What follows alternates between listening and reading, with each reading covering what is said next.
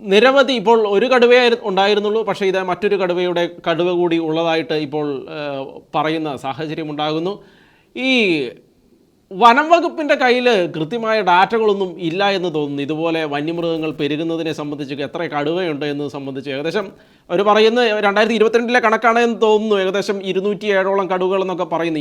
ഇത് എങ്ങനെയാണ്, എന്താണ് എന്നുള്ളതിനെക്കുറിച്ച് കൃത്യമായ നിശ്ചയം വനം വകുപ്പിന് പോലും ഇല്ല എന്ന് തോന്നുന്നുണ്ടോ? വനം വകുപ്പിന് താങ്കൾ സൂചിച്ചതുപോലെ ഇതിനെക്കുറിച്ച് കണക്കില്ലാഞ്ഞിട്ടല്ല, മറിച്ച് വനം വകുപ്പും വനപാലകരും വനം മന്ത്രിയും വന്യജീവി മന്ത്രിയും കൂടി ജനങ്ങളെ കബളിപ്പിക്കുക, നമുക്ക് അങ്ങനെ പറയേണ്ടി വരും. കാരണം കൃത്യമായ കണക്കുകൾ 2018-ലും 2022-ലും 2024-ലും ഒക്കെ പുറത്തു വിട്ടതിനകത്ത് കൃത്യമായ കണക്കുകളുണ്ട്. ഈ അടുത്ത ദിവസം വന്ന 2-3 വ്യത്യസ്തമായ നമ്പറുകളാണെങ്കിൽ പോലും നമ്മൾ അതിനെ എടുത്താൽ പോലും 2018-ല് 120 കടുവകൾ എന്നാണ് പറഞ്ഞത്. 2024 ആയപ്പോഴത്തേക്കും അത് 165 വയനാട്ടിലേത്. ഇന്ത്യയിൽ മൊത്തമുള്ള 3682 കടുവകളാണ് വൈൽഡ് ഈ ടൈഗർ കൺസർവേഷനുമായിട്ടുള്ള ഡിപ്പാർട്ട്മെന്റുകളുടെ കൈവശം നമുക്ക് വെക്കുന്നത്. അപ്പൊ 75% പോപ്പുലേഷൻ, ലോകത്തിലെ 75% കടുവകളുടെ പോപ്പുലേഷനും ഇന്ത്യയിലാണ്. കഴിഞ്ഞ 2014 മുതൽ ഇങ്ങോട്ട് 25% വർധനവുണ്ടായിട്ടുണ്ട് കടുവകളുടെ എണ്ണത്തിൽ. അതവിടെ നിൽക്കട്ടെ, വയനാട്ടിൽ മാത്രം 345 സ്ക്വയർ കിലോമീറ്റർ ആണ് ഫോറസ്റ്റ് ഉള്ളത്. ആ 345 സ്ക്വയർ കിലോമീറ്റർ ഫോറസ്റ്റില് ഒരു ആൺകടുവയുടെ ആവാസ വ്യവസ്ഥ എന്ന് പറയുന്നത് 60 മുതൽ 100 വരെ ചതുരശ്ര കിലോമീറ്റർ ആകാമെന്ന് ശാസ്ത്രീയമായ പഠനം. പെൺകടുവയാണെങ്കിൽ 10 മുതൽ 15 വരെ സ്ക്വയർ കിലോമീറ്റർ. ഈ ശരാശരി ഒരു 80 കടുവയുണ്ടെങ്കിൽ ഏറ്റവും ചുരുങ്ങിയത് 800 മുതൽ 1200 സ്ക്വയർ കിലോമീറ്റർ വരെ ഫോറസ്റ്റ് ഉണ്ടാവണം എന്നുള്ളതാണ് ഏറ്റവും കുറഞ്ഞ കണക്ക്. അത് വെച്ച് നോക്കിയാൽ പോലും ഇവിടെ 80 കടുവ അല്ലെങ്കിൽ 125 കടുവ എന്നൊക്കെ നമ്മൾ പറയുമ്പോൾ ഈ 125, 160 പല 100 ആവറേജ് എടുക്കുക.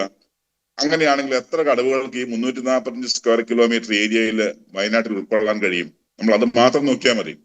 പരമാവധി നമുക്ക് 10-12 കടുവയെ ഉൾക്കൊള്ളാൻ പറ്റുന്ന ഒരു പ്രദേശത്താണ് ഇത്രമാത്രം കടുവകളുടെ ബാഹുല്യം. മുതുമലയും ബന്ദിപ്പൂരും പോലുള്ള വൈൽഡ് ലൈഫ് സാങ്ച്വറിയുമായി ബന്ധപ്പെട്ട് കിടക്കുന്നുണ്ട്. വയനാട്ടിലേക്ക് കടുവകളുടെ നിരന്തരം വന്നുകൊണ്ടിരിക്കുകയാണ്. ഒരു കടുവയുടെ ആവാസ വ്യവസ്ഥയിൽ മറ്റൊരു കടുവയുണ്ടെങ്കിൽ അവർ തമ്മിലുള്ള ഫൈറ്റിങ്ങില് സ്വാഭാവികമായിട്ടും മല്ലൻ അവിടെ പിടിച്ചു നിൽക്കും. അതേസമയത്ത് അറിയം കുറഞ്ഞവൻ പുറന്തള്ളപ്പെടും, അവിടുന്ന് ബഹിഷ്കരിക്കപ്പെടും. വയനാട്ടിലെ കടുവകൾ മനുഷ്യനെ പിടിക്കാൻ ഇറങ്ങുന്നതിൽ മഹാഭൂരിപക്ഷവും പല്ലുനഖവും കൊഴിഞ്ഞ കടുവകളാണ്. ഈ യുവാക്കളുമായിട്ടുള്ള ഏറ്റുമുട്ടൽ അല്ലെങ്കിൽ യുവ കടുവകളുമായിട്ടുള്ള ഏറ്റുമുട്ടലിൽ പുറന്തള്ളപ്പെടുന്നവർ പുറത്തേക്ക് ഇറങ്ങി മനുഷ്യനെ പിടിച്ചതിനെയാണ്. വയനാടിന്റെ ഈ വനം 345 സ്ക്വയർ കിലോമീറ്റർ ഫോറസ്റ്റ് എന്ന് പറയുമ്പോൾ അത് മുഴുവൻ ഫോറസ്റ്റ് ആണെന്ന് വിചാരിക്കരുത്. ഫോറസ്റ്റ് ഡിപ്പാർട്ട്മെന്റ് തന്നെ വയനാട്ടിൽ അവിടെ വനവൽക്കരണം അല്ലെങ്കിൽ വന സൗന്ദര്യവൽക്കരണം എന്ന പേരിൽ സെന്ന സ്പെക്ടാബിലിസ് എന്ന് പറഞ്ഞ സ്വർണ്ണക്കൊന്ന വെച്ച് പിടിപ്പിച്ചു. 14 സ്ക്വയർ കിലോമീറ്റർ വെച്ച് പിടിപ്പിച്ചത് ഇപ്പോൾ അത് ഏകദേശം 130 സ്ക്വയർ കിലോമീറ്ററിലേക്ക് വ്യാപിച്ചു കഴിഞ്ഞു. ആകെയുള്ളതിന്റെ ഏകദേശം മൂന്നിലൊന്നോളം ഭാഗം സ്വർണ്ണക്കൊന്ന വ്യാപിച്ചു. സ്വർണ്ണക്കൊന്നയുടെ പ്രത്യേകത നമുക്കറിയാം. അത് വളരുന്ന സ്ഥലങ്ങളിൽ പുല്ലുപുഷ്പാദികളൊന്നും ഉണ്ടാവില്ല. സൂക്ഷ്മജീവികൾ പോലും നശിച്ചു പോകും. ജീവജാലങ്ങൾക്ക് ജീവിക്കാൻ കഴിയില്ല. അതിന്റെ സാന്നിധ്യമുള്ളിടത്ത് അതിന്റെ സെക്രീഷൻ മൂലവും ആ മണ്ണും ആ പ്രദേശങ്ങളും ഒന്നും ഒരു ആവാസ വ്യവസ്ഥയ്ക്ക്, മൃഗങ്ങളുടെ ആവാസ വ്യവസ്ഥയ്ക്ക് യോജിച്ചതല്ല. അതൊരു വശം. അങ്ങനെ 1/3 ഫോറസ്റ്റുകാർ നശിപ്പിച്ച ശേഷം ഇപ്പൊ ഫോറസ്റ്റ് ചെയ്യുന്നത് വലിയ തുക മുടക്കിക്കൊണ്ട് ഈ സെന്ന സ്പെക്ടാബിലിസ് എന്ന സ്വർണ്ണക്കൊന്നയെ വെട്ടിമാറ്റാനുള്ള ക്രമീകരണം നടത്തിക്കൊണ്ടിരിക്കുകയാണ്. ഇതൊക്കെ ആരാണ് ഈ തുകൾക്ക് പരിഷ്കാരം നടത്തുന്നത്? എന്നിട്ട് ഇവിടെ ഫോറസ്റ്റ് ഉദ്യോഗസ്ഥരും വനം മന്ത്രിയും അല്ലെങ്കിൽ വനം വന്യജീവി മന്ത്രിയും ഇവിടെ നീറോ ചക്രവർത്തിയെ പോലെയും നീറോ ചക്രവർത്തിയുടെ വിരുന്നുകാരെ പോലെയും അവർ ആഘോഷിക്കുകയാണ് ഇതൊക്കെ. ഒരു പരിധി വരെ നമുക്ക് അങ്ങനെ പറയേണ്ടി വരും. മനുഷ്യനെ, ഒരു സ്ത്രീയെ നിഷ്ഠൂരമായി കൊല ചെയ്യപ്പെട്ടു. 1523 മനുഷ്യക്കുരുതികളാണ് കഴിഞ്ഞ 10-12 കൊല്ലം കൊണ്ട് ഇവിടെ ഈ നരവേട്ടകൾ നടന്നത്. അതായത് നരവേട്ടകൾ നടക്കാനുണ്ടാകുന്ന വനവന്യജീവികൾ ഉപയോഗിച്ചുള്ള നരബലി നടന്നത്.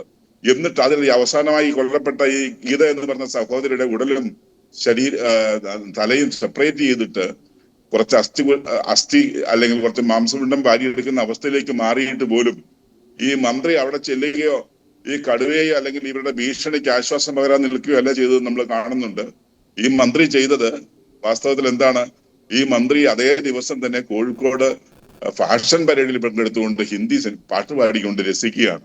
അതുകൊണ്ടാണ് ഞാൻ പറഞ്ഞത് നീറോ ചക്രവർത്തിയെയും നീറോ ചക്രവർത്തി വിരുന്നുകാരും ഒരു വലിയ സമൂഹത്തെ കുരുതി കൊടുത്തുകൊണ്ട് അവരെ തീപ്പന്തങ്ങളാക്കി നാട്ടിൽ നിർത്തി കത്തിച്ചുകൊണ്ട് വിരുന്ന് ആഘോഷിച്ചുകൊണ്ടിരുന്ന ഒരു സമൂഹത്തിന്റെ ആധുനിക രൂപങ്ങളായി മാറുകയാണ് ഇവരെന്ന് സംശയിച്ചാൽ നമുക്ക് കുറ്റം പറയാൻ പറ്റുമോ? ഇത്തരത്തിലുള്ള കാട്ടുനീതിയാണ് ഇവിടെ നടക്കുന്നത്.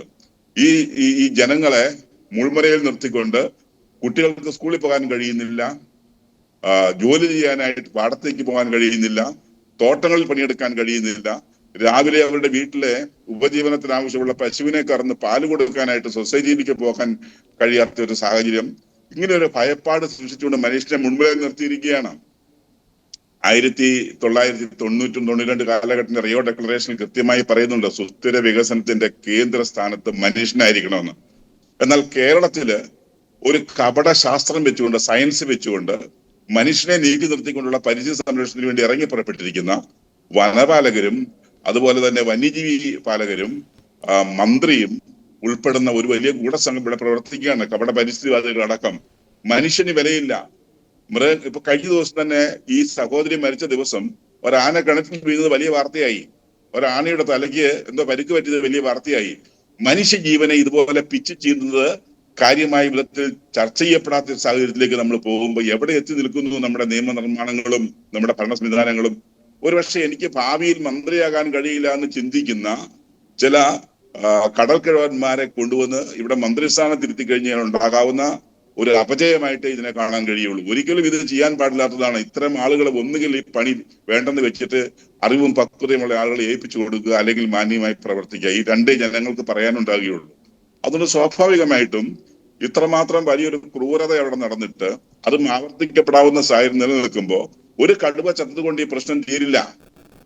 നമ്മൾ കാണുന്നത് ഈ 100ഓളം കടുവകൾ ഈ വയനാടിന്റെ ഈ 345 സ്ക്വയർ കിലോമീറ്ററിൽ ഇതുപോലെ തങ്ങുന്നിടത്തോളം കാലം ഇവിടെ അപകട സാധ്യതകൾ കൂടുതലാണ്. കേരളത്തില് ജനവാസ കേന്ദ്രങ്ങളും കൃഷിയിടങ്ങളും അതുപോലെ ഫോറസ്റ്റും തമ്മിൽ അതിർത്തി പങ്കിടുന്ന 16,000-ലധികം കിലോമീറ്റർ നീളമുണ്ട്. ആ നീളത്തിൽ കേവലം നാമമാത്രമായ ഫെൻസിങ് എങ്കിലും ഉള്ളത് കേവലം 3000 താഴെ കിലോമീറ്റർ നീളത്തിലാണ്. ബാക്കി 13,000-ലധികം കിലോമീറ്റർ നീളം കേരളത്തിൽ ജനവാസ കേന്ദ്രങ്ങളും വനവും തമ്മിൽ യാതൊരു വിധത്തിലുള്ള സെപ്പറേഷനും ഇല്ലാത്ത വിധത്തിൽ, അതിർത്തി സെപ്പറേറ്റ് ചെയ്യാത്ത വിധത്തിൽ, അതിർത്തി വേലികൾ ഉണ്ടാക്കാത്ത വിധത്തിൽ കൃത്യമായിട്ട് തുറന്നിട്ടിരിക്കുകയാണ്. അതുകൊണ്ട് മൃഗങ്ങൾ എപ്പോഴും ഓടിയിറങ്ങും.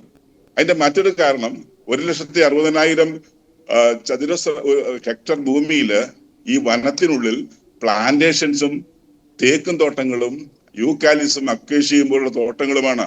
ഫോറസ്റ്റിനുള്ളിൽ പ്ലാന്റേഷൻ വെച്ച് പിടിക്കുകയാണ് ഫോറസ്റ്റ് ഡിപ്പാർട്ട്മെന്റ്.